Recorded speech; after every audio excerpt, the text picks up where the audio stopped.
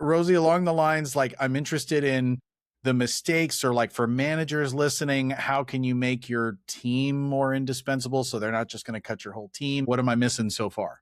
No, I mean, I think if you think about how do you future-proof your teams, I think it gets back to it's gonna be part of that change management part. It's gonna be part of really being intentional to communicate and connect the dots of what your team does, how it aligns with the organization's purpose and values, and how it helps further whatever the strategic priorities are. When you can intentionally connect that dot and you can consistently say, here's the thread, here's how it ladders up, and everyone on your team knows how it ladders up, but you also are helping convey your value of this is how we see us fitting in.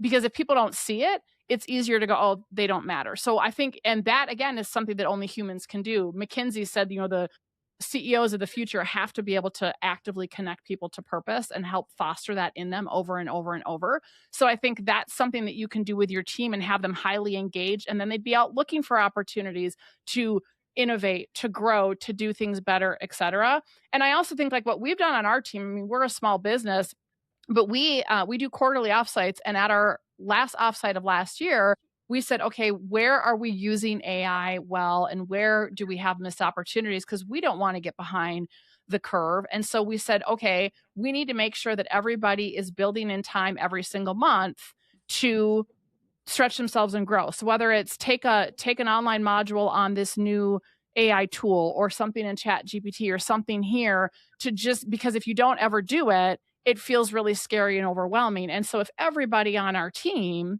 is committing to a couple hours a month of doing and learning and sharing stuff, it feels less scary. And then you're skilling up when others around you maybe aren't. And now it's not such a big initiative. And from a change management standpoint, it feels a little bit more doable. So I also think like you could just talk about on your team, what are we actively doing to make ourselves more comfortable with these tools? Because the people who can use these tools are also going to be indispensable, because we need people who know how to use these things. For sure. That's the quote of quotes right there, is that AI is not going to take your job. Someone who uses AI to do your job is going to take your job. Yeah. So start. Yep. Absolutely. I like Yep. that one. Yep. And the one that came to mind, I'll add an eighth one to my one before. The realization that I had, I was talking with a colleague the other day who is a nurse practitioner. Nurse practitioners write prescriptions.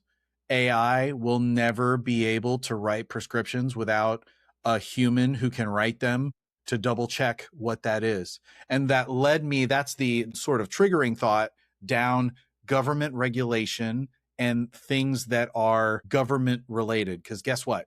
Regulations for all this stuff are coming. There's going to be boatloads of it. And so there is an opportunity, if you're the one who's in charge of making sure that your function is compliant with whatever is going on with the new regulations that are coming out. Every business is always going to need that. And AI can't do that for you, because you have to translate regulation to how you do things to whatever. And that's another opportunity there, I just realized. But anything where regulation says it must be a human that does it, or regulation says you must do this, there's going to be a human who has to evaluate, are we doing that?